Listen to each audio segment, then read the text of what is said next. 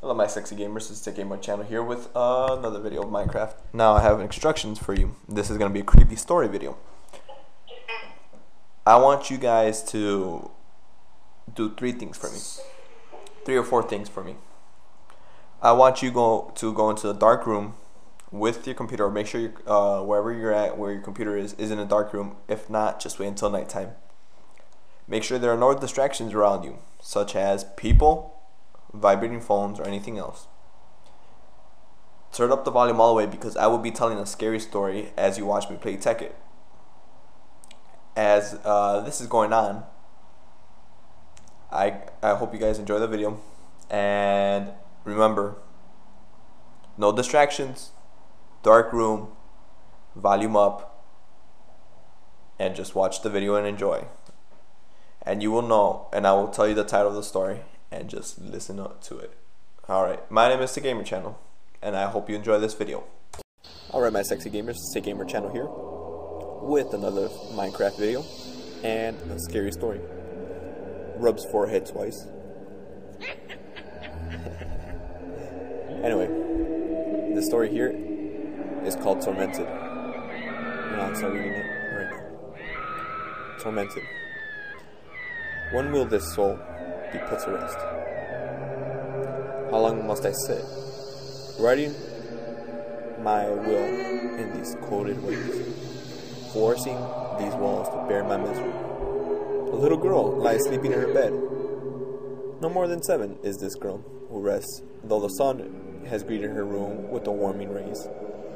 Darling, wake up, her mother calls through the door, gently tapping it. Gently stir the little girl. I'm awake, she calls from under her blanket. Yawning, she sits up and greets the day. But that night, her mother kissed her and tucked her in. Sleep tight, don't let the bed bugs bite, she said. Night, mommy, the little girl smiles, gazing into her mother's eyes. They were nothing more than spheres of color, but they held an entire world to the little girl. One of understanding and compassion. One that will never let her down. The lights went out, and the walls began to move. They were back once again. She'd done so many times before. The little girl tried to do what her mother told her. Simply hide under your blanket. That'll make any monster go away. Her head under the covers, she sat in silence, attempting to hold her breath. She almost became paralyzed in fear. She could hear it. She could hear them moving around, searching for her. Soon enough, they sniffed her out, so she resorted to one more thing she knew would work. Racing out of her bed, dived for under the box that was hidden under her bed. Though not sure when exactly this idea came from, or where it had come from, but she decided to do it. It had yet to fail. She pulled out a red crayon from the box. The writing, it could be textured, but a constant, strong like iron. As quickly as she'd done that, she found a spot on her wall and began writing. Where did these words come from? She thought as she wrote. Rapture is needed now. Save me from this earthly bias. Study my every move. Another sound comes behind her. Judge my truest heart, be it heaven or hell. Just take me from here. The walls were still as she wrote, but it wouldn't hold forever. Her words meant little to the damned stalking her. Back to the box, she replaced the crayon with the paintbrush. Coating it in red paint, she whispered, its writing will be smooth but random, unpredictable the strokes, leaving lines to run, flowing like water. And just like that, her hand once again to the wall. Tell me again the story of how I may be sane. This one you believe is true, and I hope it. Tell me again why I shouldn't cry at night. Why the sight of stars should make me smile, and the moon make me calm. Tell me again why you treasure my every motion. Why the sight of me doesn't make you cringe. Why the thought of me doesn't make you scream. One final time, she rushed back to the box, pulling out a red colored pencil.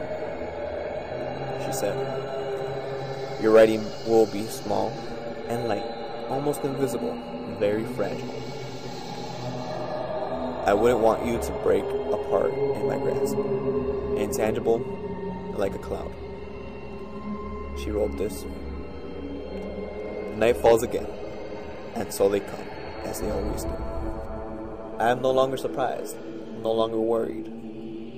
If they kill me, so be it. No longer will I be tormented. All was quiet now. She didn't hear them, and they didn't seem to be sniffing around any longer. Her work was done for tonight. In the morning, all of this would be gone. She wasn't sure why, but her words hid from the light. They hid with the moving walls. The next morning, everything played out the same, like always. Night fell, with storm clouds rolling in. The little girl was being tucked into bed when lightning hit and the power went out. It's okay, her mother was going to tell her, but her eyes quickly turned against the walls. Almost covered in the girl's work, her mother looked shocked and angry. How? What is this? She yelled at the girl. Mommy, it's the monsters, explained the little girl. They're coming now. I don't want to hear it. I've heard imaginary friends, but never a child blaming imaginary monsters. Tell me, where are you keeping the stuff you used to make this? Afraid of her mother's tone, the little girl pointed to her box. There. With her mother taking the box from her. Go to bed, she said. No goodnight kiss, no tucking. Just go to bed. And then the walls began to move. The little girl hid under her blanket. There was no option now. She didn't have her iron, her water, her clouds of bread. She couldn't think of anything else that could possibly... Just like that, the little girl remembered one day she'd be riding a bike and she fell off. Her skin tore up, and this red stuff her daddy called blood was coming out. It didn't hurt too much. It made her real curious, so she asked her daddy what blood was. He told her it was stuff that flowed through her body, and that it was very important. He showed her these colored lines in her skin called veins. These paths, and this path is what blood used to travel. All she had to do was break her skin, no problem.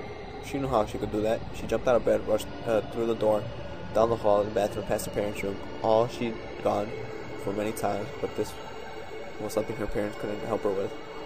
In the bathroom, she found a razor, the thing her mother used to make her skin smooth. She remembered her mother once accidentally cut herself with it. This would work fine. The little girl rushed back to the room, walls moving around her all the same way.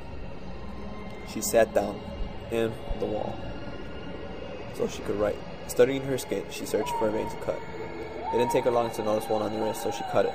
The liquid only seen a few times in her life dripping down on her floor. This had hurt more than when she crashed her bike. But what I had to do, she stuck her finger on the wound and let the blood run. Then sticking her finger on the wall to begin writing. Written on the wall, my thoughts, my feelings. Crushed by liveliness, snatched away. My life is draining, let it fade. For in this life I cannot live if there is nothing. Before she could finish, she felt the world getting darker. It was darkness she never felt before. Her eyelids becoming heavy, her arms becoming stiff. She fainted onto the floor. Next morning, the scream was heard by her neighbor, that of a mother who found her little girl laying on the floor in a puddle of her own blood. The mother almost collapsed, catching herself on the doorframe so she could proceed to call 911. But as she did, she flipped on the light switch. Curtains not yet drawn, the room was completely dark. What she saw could only be described physically, for it was too strong for her mind to grasp. All the walls were poems written in red. No one above the little girl. Only the little girl had her little hands on the wall, just as she was writing there. But something caught the mother's attention. Most of all were the footprints. Something had been walking around in the little girl's room, on the floor, the walls, and ceiling. They had caught the little girl's blood and trailed it around the room. Footprints of the demons, she said. This is extra, you people, so rub forehead twice. This is extra. A a little girl tormented by figures of pure evil, no one to turn to. She resorted to old warning spells that were placed on her knowledge by her higher powers. Though her parents could never see the demons in the darkness of the demon's realm, they could see the little girl's words, as they have written mortal tools. Finally, when no one else to turn, the little girl resorts to her blood, killing herself in the process. Unknowingly, she leaves a mortal substance for the demons to tread through, thus leaving a trail as they moved. That is the end of the story. I hope you guys enjoyed it.